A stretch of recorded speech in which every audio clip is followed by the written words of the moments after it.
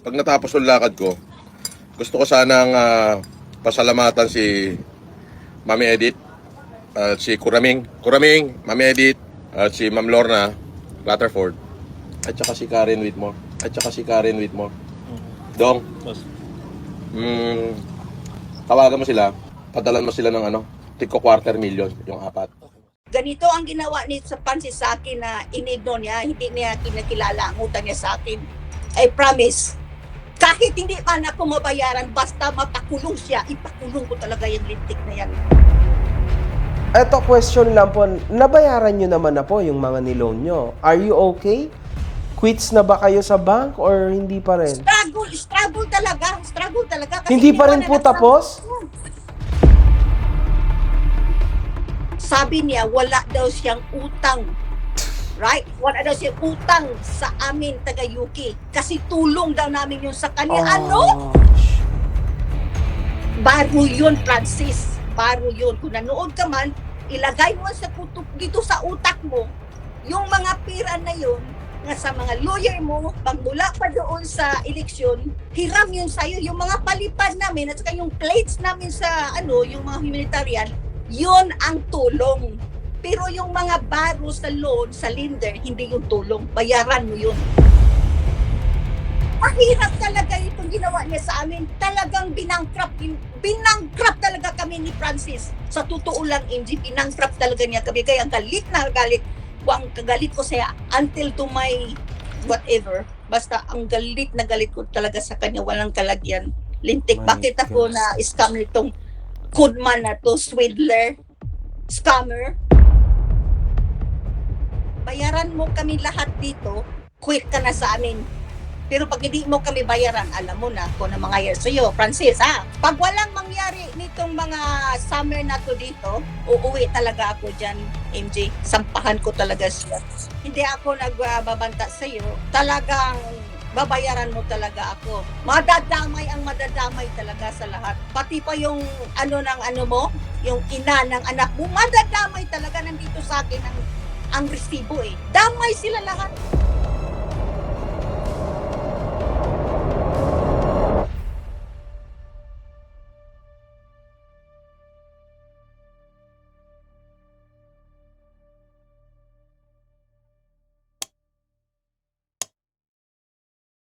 So what's up sa mga kahombre ko dyan? Makagago, what's up man? Ano naman nga pala to? At ito mga kahombre ko, today ay super special day kasi kasama ho natin ang isa sa mga naging mommies ng ating bidang-bida na si Norman Gusgusin, mga kahombre ko.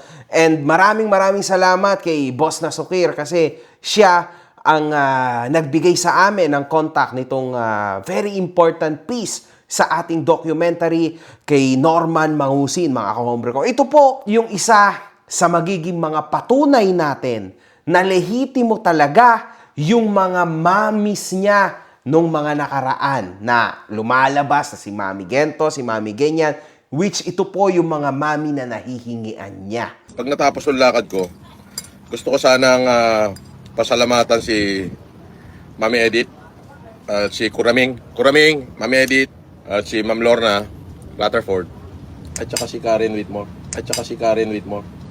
Dong,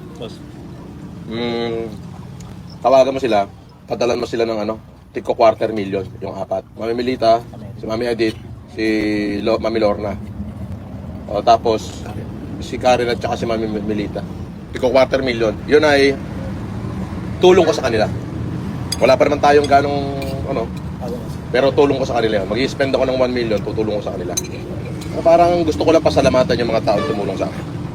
And today, kasama po natin si Madam Karen Whitmore. Siya po ay taga-England and maraming salamat po, Madam Karen, at kami ay pinagbigyan mo ngayong gabi upang marinig ang story mo naman. Hello, salamat MJ. Yes. Sa opportunity nga nakausap kita, masalaysay ko yung nangyari sa akin. Isa ako sa isang mami ni Mr. Mangusin, aka Francis Leo Marcos. Ma'am, una po sa lahat, saan niyo po siya nakilala? Paano niyo po nakilala si Norman Mangusin? Nakilala ko siya sa yung nag-live siya, yung during pandemic, yung nabigay siya Okay. ng PPE, yung mga milk at saka yung mga truck-truck na bigas. Saka naka-live siya sa yung neighborhood niya na hinahamon niya yung mga kapitbahay niya na magbibigay ganito. So, ako napanood ko siya, ang galing nitong tao na to. So, diyan nagsimula yung hinahangaan ko siya hanggang nagpalo na ako sa kanya, yung kaniyang live, hanggang naano siya, na detain siya sa NBI at saka nakulong na siya. Doon pa rin talagang hanga na hanga at saka suporta. Super suporta. Alam mo, MJ, kung pwede ko lang ilagay si Mr. Mangosin sa top of the pedestal, gagawin ko.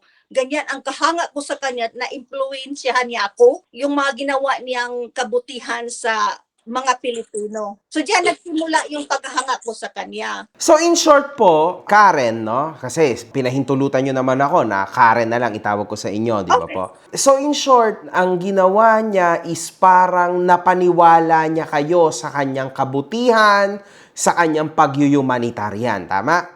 Oo, tama yan. Okay, so kumbaga, in-idolize nyo na siya. Tama? Oo, ang tawag ko nga sa kanya, MJ, pandemic hero. Oh. Good Samaritan. Yun, sabi ko na, hero, yung idol. You are so good. You have a good heart. Sabi ko, maganda yung puso mo sa yung ginawa mo, talagang napaka-hero mo. Kaya tinatawag namin siya na pandemic hero. Okay, then we move forward. So, after nyo siyang nakilalang ganyan, paano kayo nagkaroon ng communication sa kanya? Ganito, MJ. Nanonood ako sa kanya yung na-detain na siya, at saka nandiyan na siya sa jail, nasa BGNP na. Okay, so yun na yung storya nyo, na nasa loob na siya ng kulungan, tama? Doon nyo na siya na-start maka-communicate. Diyan na ako talaga. Diyan na ako Okay. talaga nagsumasabay. Tapos may narinig ako na dito sa UK may mommy at daddy niya. So, abot siya dyan. Abot siya sa UK. Oh my God. Wow. Oo, Okay. yung mommy at daddy niya nandito. So, Kumbaga may mga mamis na tulad nyo, tama po, na kumbaga wow, humahanga sa kanya, even yung mga mamis Marami. dyan. Oo, tama, okay. dito sa UK, kami? 5 kami dito. 5. May group chat kayo, ganon, tas Mayroon kumbaga, kaming group chat. So, ganito, habang nanonood ako sa live sa mansion, kasi mansion ang pangalan nun na ko si Yama, yung admin nila si Alicia D. So, ang ginawa ko, nag-message ako kay Alicia D. Sabi ko, Sister Alicia, bigyan mo ako ng information yung daddy at mommy ni Francis dito sa UK. So, gusto ko kasing mag-join yun na yun, ang beginning na yun. Binigyan ako ni Alicia D ng link doon sa yung information yung mommy at daddy niya dito sa UK. So na yun, nag-start yun. Ang beginning yan, ang ginawa ng UK chapter. nung Ang FCCI. It's not PCI yan. UK chapter pa yun. Tapos yung mga suporta na yon, ang presidente namin si Jaja Cap, nag-meet kami doon sa Kensington sa Princess Diana Park.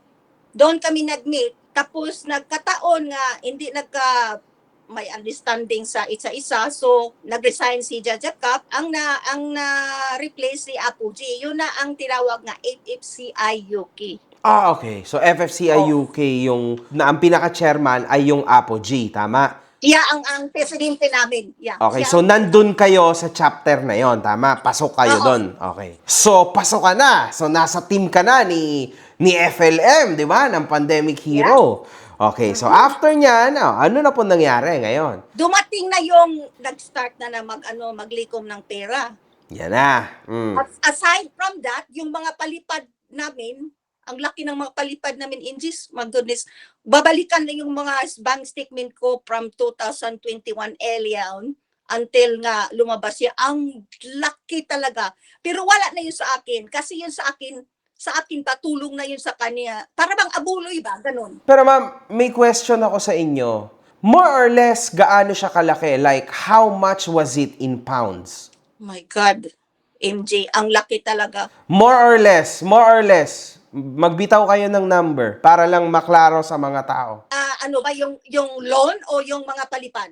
Yung palipad lang po muna. Yung mga palipad siguro, NG, ang araw lang yun, NG, mga 100 pound. Sa akin lang yun. Pero yung all in all po, yung lahat Ang na, all in all, ay over 3 years, NG, malaki na. Abutan ng 1,000 pound. 10,000 pounds? Meron bang Ay, ganon? more or less. 15,000 pounds? Something like that. Yeah. My God, Ang laki 15,000. Ang laki Oh talaga. my goodness. Yeah, ang figure siguro mga between 15 to 12. Oh my Between God. that. 12 to Oo. 15,000 pounds. That Yeah. was a lot of money. Ang laki talaga. My Hindi God. ko akalain. Tanga-tanga Paano talaga nangyari ako. yun? Nabudol kayo na mentally? O napaniwala talaga kayo sa Alam mo, usap? ito si Francis. Napaka-magaling magsalita. In fact, yung asawa ko, nadala nga niya eh. Wow. Napaniwala ko rin ito kasi magsalita talagang magaling talaga siya para bang Totoong-totoo talaga. oo, talagang real talaga yung mga pagsasalita niya. Yung the way nga nagsalita siya yung mga panahon na yun, yung nag-live siya. Talagang ano yun, talagang ma-feel mo talaga na ang kanyang puso nasa mga Pilipino talaga. Pero yung nandoon na siya sa loob, ang nagdala nung kanyang foundation, ito na yung mga katauhan niya, sila ni Yama, yung mga katauhan nila sa IT at saka si Batalan, sila na yon. Pero yung mga panahon na yun, para talaga kaming na-hypnotize. Oh my God. Ang dami pong nagsabi niyan. Yeah, talaga may nagtrabaho ako, night worker kasi ako sa hospital. 12 hours ang trabaho ko. Uuwi ako, hindi ko talaga present talaga ko lahat sa yung live yung mansion nila. Kasi gusto nga ako makatulong eh. Kasi kahit nag-night ako, pagdating ko, pag 2 o'clock, kasi 2 o'clock dito sa London, diyan sa inyo, mga 10 o'clock. Yan ang live ng mansion.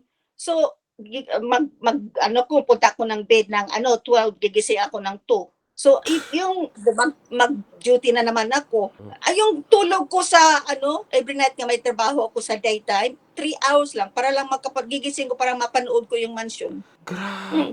Ganun talaga ako ganun talaga ako kadayhat sa kanya. Lagi ko siyang dinadasal na sana makalabas naman itong idol natin kasi yung mga kaso nga pinafile sa kanya, lang yun eh, yung mga hindi talaga totoo yun, mga lang yun. Haka-haka lang, ganon. Sinungaling. False. Oo. Okay, so now, madam, moving forward, what happened next? Ano yung mga bagay na talagang nakapagpadali na talaga sa inyo, dito sa tao na ito? Ganito na. Ito yung messenger kasi ni Francis, si Dong Batalan eh. Kasi nandun na siya sa loob. Siyempre, ang messenger niya, si Dong Batalan. So sila na ang dito sa mami at daddy na kailangan natin tong pera na to kasi pangbayad ng abogado. Magkano po? Ang unang-una, yung hiniram sa asawa ko, 2,500 noong 2021 December yun. 2,500 pounds. 25 pounds. 2,500, yeah. Pounds. Pangalawa, sa January, sa akin, na naman, kasi, di ba, eleksyon na yon MJ? Tama po, opo. Tatakbo na siya pagka Senador. Opo. Oo. Hello there, my name is Tan Whitmore from United Kingdom. I support FLN for Senator 2022. Long live FLN lang ang malakas. So, ito namang mga mami din, sinabi, kailangan talaga ni Francis ganitong halaga. Parang pangbayad ng abogado at saka yun lang kasi ang paraan na makalabas si Francis maging senator daw siya. Sabing ganun. So, itong pera na to, pang bill to, at saka yung pang abogado. So, ang ginawa ko naman, tanga-tanga ako, nag-loan ako ng 10,000 pound. Nag-loan ka 10K.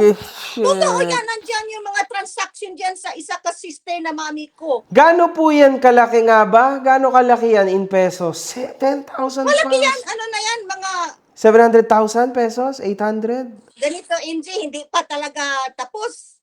Hindi pa kulang. Nanghiram na naman sa bangko. Nanghiram sana yun isang mami. Kaso lang, hindi siya na-approve kasi yung credit score niya hindi maganda. So, sa akin na naman, ako ang nag-guarantor, 5K.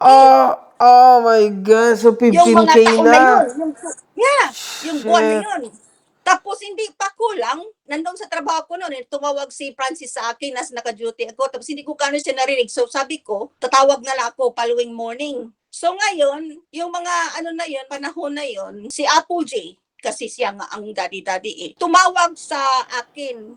At saka yung asawa ko, kasi nag-drive ngayon, nag-grocery. You remember, we drove to grocery. Nag-drive yung asawa ko, tapos tumawag si Apple J over the messenger call. Sabi na, sis, kailangan talaga ni Francis ang 15,000 pound. Pwede ba na makahiram tayo sa mister mo? Sabi ko, Apple J, hindi pwede yan. Hindi pwede yan kasi, alam mo, yung asawa ko malapit na magpensyon at saka savings niya, 15,000. Sabi ko sa asawa ko, darling, manghiram daw si Apple G ng 15,000. Sabi ni Francis, magawa ng kasulatan. Sabi ng asawa ko, hindi pwede yan, darling. Paano kung hindi tayo babayaran yan? Paano na lang? Yung asawa ko pa naman, sensitive to sa mga ganun eh. Lahat So, naman ang po. ginawa ng asawa ko, pinahiram ng 4,000 instead of 15,000. That's still a lot of money. Oo! Totoo yan! Totoo yan. Totoo talaga yan, MJ. So ngayon, yun na yun, ng ano na, mga 4,000, ang mga transaction yun, MJ, nandoon sa isang sister ko, na mami ni Francis, nandoon sa kanya lahat. Tapos pagpunta sa kanya, tinatransfer din niya doon sa mami ni Francis, yung asawa ni Apo G. So My bank to goodness. bank. Ang iba, pinadala ko sa kabayan. Nandito yung mga pangalan yung pinadalan ko sa kabayan. Nandito sa akin. Mag-antay sila dahil darating yung mga surprise sa kanya. Kahit, alam mo, MJ, mahirap man kami, hindi ka mayaman. Pero, ganito ang ginawa ni sa Francis sa akin na inigno niya, hindi niya kinakilala ang utang niya sa akin. I promise, kahit hindi man ako mabayaran, basta mapakulong siya, ipakulong ko talaga yung lintik na yan. Yun ang galit ko sa kanya. Uuwi talaga ako kahit manghiram pa ako. Uuwi ako doon, sampahan ko talaga siya ng kaso. Yung mga tao na binigay sa akin ni Apple J nga, pinadahan ko ng 2,000, yung kay Batalan nga, ano ba yun? Yung idilin na yun, na ano yun, inada yun sa mga anak ni Francis, nandoon din. At sampahan ko talaga silang lahat. At saka yung sister ko nandiyan na sa Pilipinas, yung mga transaction nandoon sa kanya, mag-antay siya. Madam Karen, so in short, malaki-laki ang nailuwal Malaki nyo talaga. dito. Maybe we're talking about 40,000 pounds. Hindi pa ganito, hindi ganun. Ang last na loan, yung 2023, ano yun, March. Okay. Another 5,000, yun na, ang last na yun na pinadala doon sa ina na anak ni Francis, yung dalawang bata, yung babae lalaki, ang ina daw yun. May nagsabi sa akin ng ina daw, 2,500 pound. Galing yun sa 5,000, nandoon sa mami niya, sister account, nandoon. Siya ang nagpadala sa kanya, tapos pinupuward niya yung mga resibo sa akin. Kasi galing sa akin yun eh. Ako nagaranto nun. Ang ginagaranto ko, 10,000 sa kanila, sa akin, 10,000. So, naging 20,000 na yun. Wala pa yung interest. Tapos, My asawa ko, God. 5,000. Ang including na yung mga kasama niya yung mga interest lahat, aabutan ng 29,000 pound. Eto, question lang po. Nabayaran nyo naman na po yung mga niloan nyo. Are you okay? Quits na ba kayo sa bank or hindi pa rin? Struggle talaga. Kasi Hindi pa rin iniwanan po na- tapos? Hindi, yung isa tapos na. Yung kinuha nung 2022, tapos na last year. Tapos, ang pangalawa, matapos ngayong March. Pero yung una na loan nga 5K, way back 2022, nabayaran yun ng isang sister ko at saka yung mami niya. On the way, nga matapos na yun, iniwanan ako ng sister ko na mami ni Aipile nandoon sa Pilipinas, nakatira na yun. So ako talaga, kasi akong garantor eh. Ako lahat ang nagbayad. Ang monthly My noon God. lahat, aabutan ng mga 500 pound. My God! 500 pounds!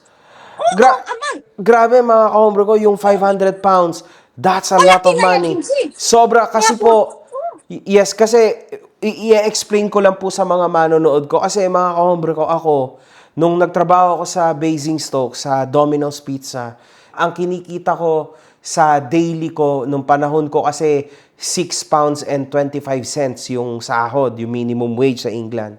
So, umaabot lang ako monthly sa Domino's ng almost 600 pounds. Hindi pa kasama yung tax. So, After tax, mga 550.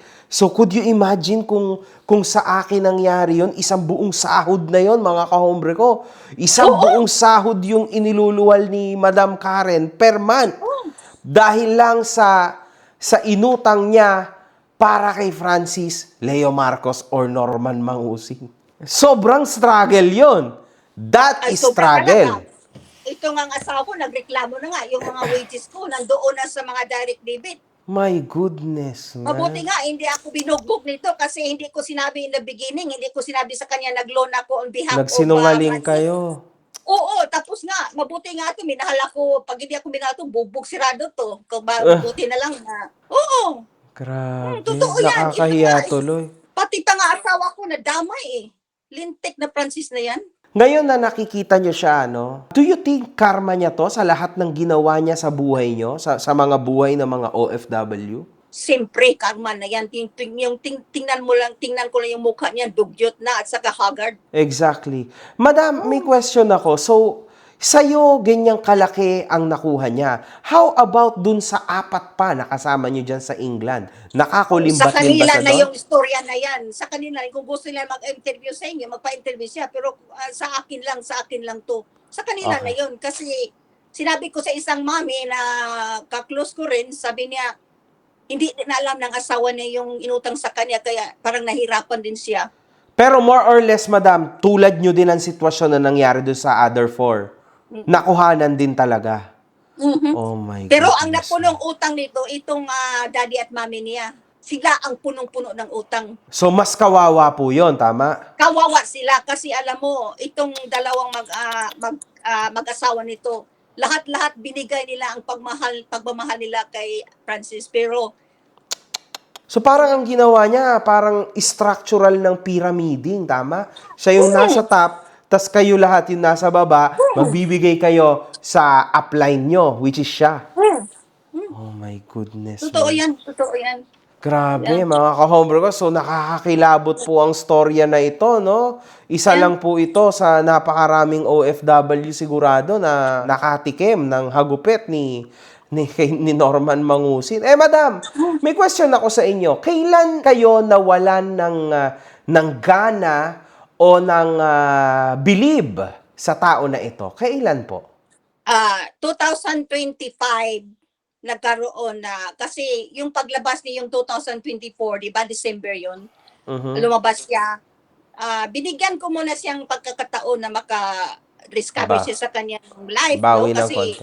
imagine pa naman, 3 years siya sa loob ng BJNP. Binigyan ko siya ng mga 1 year, tapos nag-message ako kay Dong Batalan. Nagtanong din ako kay Apo G at saka kay Sis Edith. Sabi ko, update nga kung ano ang ni Francis. Ano ba ang niya yung kanyang mga utang sa atin? Bayaran ba tayo? Kasi alam mo, naghihirap na talaga ako magbayad nitong 3 loan na to. 2 yung guarantor ko at kayo sa akin pa.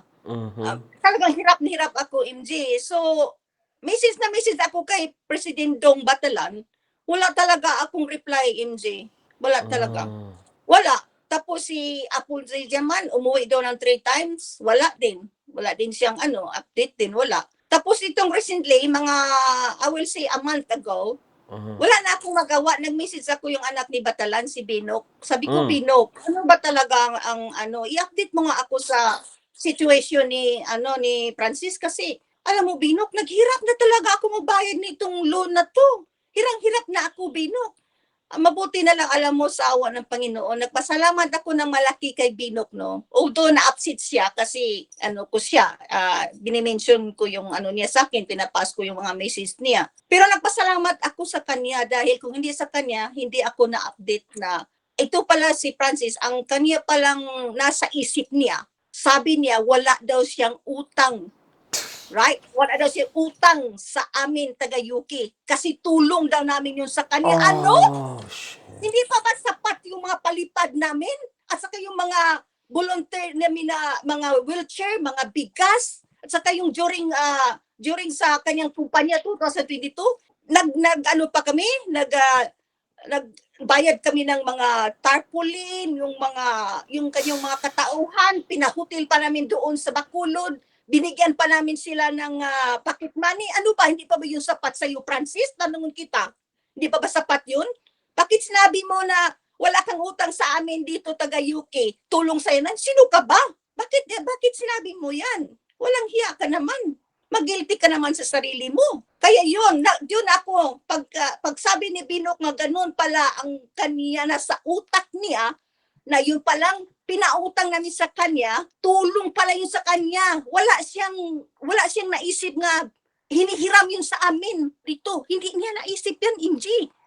Talagang sumusurok yung dugo ko para ba akong magka-heart-attack? Sabi ko kay Binok, my heart is like going to explore, no? Sabi ko. Kasi ang galit ko, at least po 2 years nga nag-asa ko ng update sa kanya, natanong na, sagot na ni Binok. Kaya yun ang pasalamat ko kay Binok na siya sa akin, nagtapat siya. Hindi pala si Francis ang kanyang sa isip niya na yung mga pira na pinadala namin doon, inuutang niya sa amin tulong, hindi yung tulong. Baro yun, Francis. Baro yun. Kung nanood ka man, ilagay mo sa kutok dito sa utak mo, yung mga pira na yun, nga sa mga lawyer mo, magmula pa doon sa eleksyon, hiram yun sa'yo. Yung mga palipad namin, at saka yung plates namin sa, yung mga humanitarian, yun ang tulong.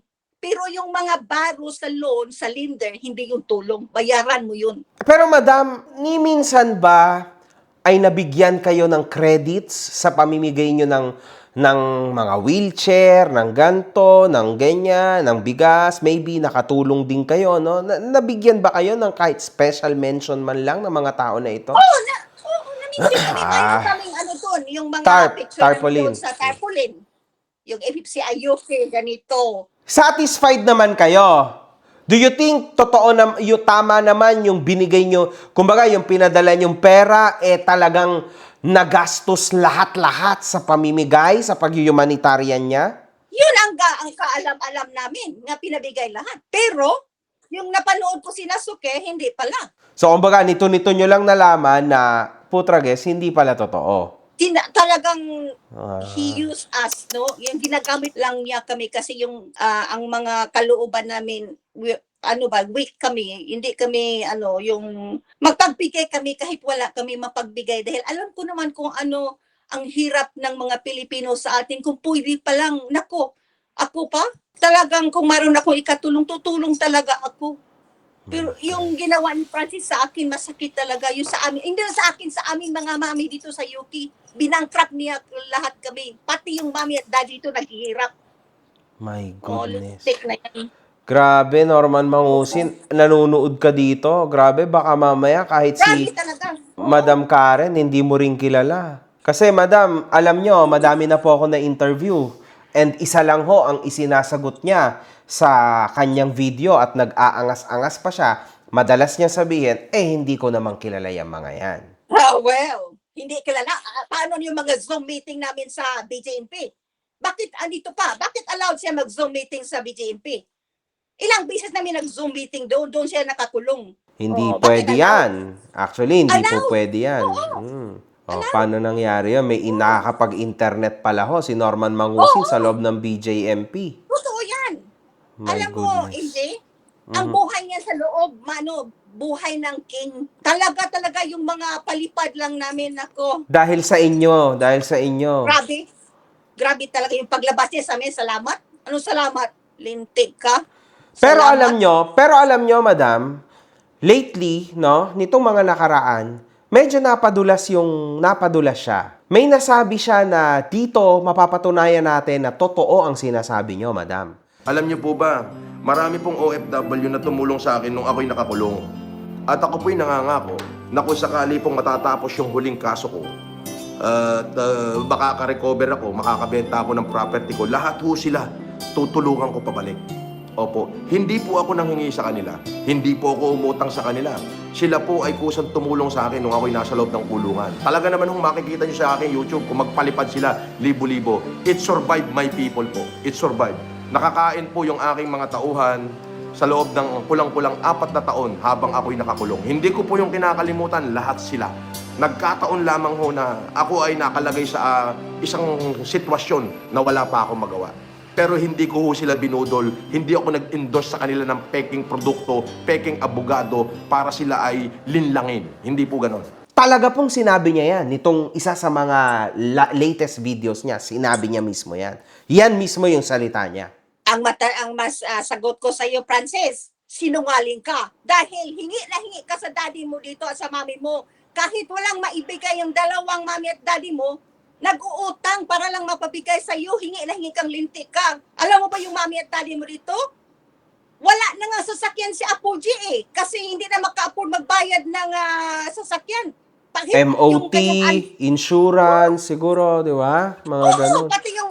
Pati pa yung underwear ni Apo G, hindi na halos makabili ng underwear. Wala naman pera Puro na lang yung nautang nila. Ang napuno talaga, yung asawa ko witness, napuno talaga yung mag-asawang utang. Kasi nga, nandito na nga saan. Kaya nga, nadamay kami kasi hingi na hingi yung lintik na yan sa mami at daddy nito, kahit walang ikabigay, magbigay pa rin. Kaya na-involve kami kasi dito sa amin nagpakaawa na pwede ba Sis Karen, Chris, pwede ba ganito, yung isa pang mami, yung dalawang mami. Basta yung mga mami, ganun. Oo, totoo yan. Napakabigat na problema niya. Mahirap talaga itong ginawa niya sa amin. Talagang binangkrap talaga kami ni Francis. Sa totoo lang, MG, binangkrap talaga niya kami. Kaya galit na galit. Ang galit ko siya until to my whatever. Basta ang galit na galit ko talaga sa kanya. Walang kalagyan. Lintik. My Bakit ako gosh. na scam nitong kudman na to, swindler, scammer? Scammer ka talaga, Francis, no? Meron pa ho ba kayong idadagdag na nagawa ni Norman Mangusin sa inyo? Yun talaga ang hinihingi ko lang sa kanya.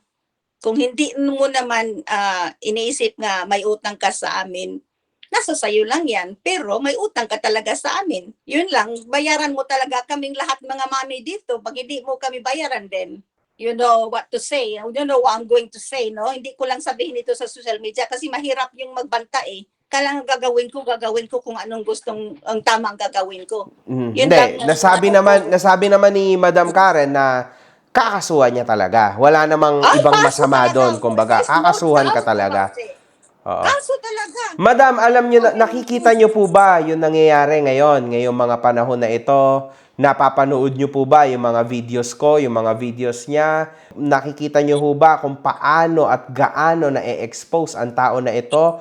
How do you feel? Now may katapat na siya, ikaw, MJ, talagang masaya ako. Masaya talaga ako nga may katapat siya. Kasi yun talaga ang inaantay ko nga may katapat siya na hindi niya kaya. I really appreciate ang nandiyan ka talaga. Totoo ka nga pagkatao. Yung heart mo, pure Filipino talaga. Hindi katulad nitong lintik na to na Francis Leo Marcos. Ano ba yung pangalan na yan? Kung hindi lang niya ginamit yung Marcos, walang maniwala sa kanya. Totoo lang. Totoo sa pagkato. Totoo lang. Frankly speaking. Bahala ka dyan, pandemic hero ka, lintik. Kung hindi ka Francis, kung hindi ka IPLM Francis Leo Marcos, hindi ako maniwala sa iyo. Pwede po ba kayong magbigay? Kasi madam, alam nyo, sa bawat video ko, may idea naman kayo kasi paulit-ulit din ako na ang magulang ko ay OFW din. Nanay ko OFW din, 35 years siya nag-work sa Italia. So, ako po kasi madam, ako talaga, siguro sa lahat ng influencers, hindi naman lahat, pero hindi naman ako yung pinaka, pero kahit papano, ako po yung tunay na nakakaintindi sa mga OFW kasi ganyan ang magulang ko. Lalo na nanay ko. Alam ko kung gaano kahirap yung nangyayari sa inyo dyan. Na-experience ko din yan first hand. Medyo, sa totoo lang, inilalaban ko talaga to sobra. Ng paulit-ulit, I don't care. Hanggang sa matauhan yung mga OFW na mga tanga-tanga pa rin po at bobo pa rin po hanggang ngayon. Madam, marami pa rin po hindi naman marami, meron pa rin po na mga nagpapalipad sa tao na ito. And lately, sinabi rin ni Ian, nung dati niyang staff, former staff niya po, about a month ago, di ba? Na nilayasan lang din siya dahil hindi niya pinapasweldo. Sinabi rin niya na meron si Norman Mangusin na madalas kausap na mami. So, ibig sabihin, OFW rin, tulad ninyo rin. Madalas daw pong kausap, padalhan mo naman ako ng 250K, nagpapadala daw. Tawag sa ganito, tawag sa ganun. Sino-sino mga nakakausap niya? Bali, ang nakakausap po niya, madalas kong narinig is yung kapatid po niya na sa ibang bansa. Kung tawagin niya po Imanang. Kapatid niya yon? Sabi po niya. Yun po. At Parang wala doon din siyang po siya kapatid sa ibang bansa. humihingi ng tulong. Manang, baka pwede mo akong pahiram ng 250K. Mga ganun-ganun po. Pinapahiram siya. Opo, opo. Binibigyan siya to. Pinapahiram naman po, pinapahiram. Minsan GCash, minsan Go ATM. Lagi? Pagka kailangan po niya, tatawag lang po siya doon. Grabe yan. Opo. Binibigyan siya, ha? Opo. So, Tinutulungan ko si kapatid daw po niya. so ngayon, madam, ano po ang masasabi nyo sa kapwa OFW nyo na sa panahon na to ngayon, as we speak, literal na nasa loob ng hipnotismo ng tao na ito? Ang masabi ko lang, kung sino ka man na mami ni Mr. Mangusin, aka Francis Leo Marcos, nasa sayo lang yan kung magpaano ka sa kanya, magpa-hypnotize ka, nasa sayo lang yan. Basta sa amin dito mga mami sa UK, biktima talaga kami. There's never been, I'm going to say this, no, na kung sino man itong mami na to, nasa sayo lang yan. Hindi kita pagsabihan.